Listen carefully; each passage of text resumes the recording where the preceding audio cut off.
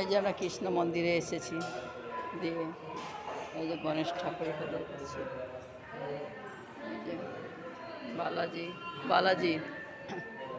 তারপরে আবার দেখাতে যাচ্ছি, এই যে আমি, সবাইকে দেখতে পাচ্ছেন তো।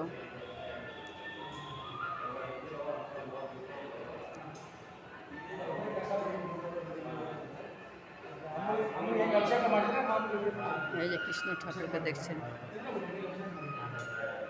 এই যে এটা সাই বাবা,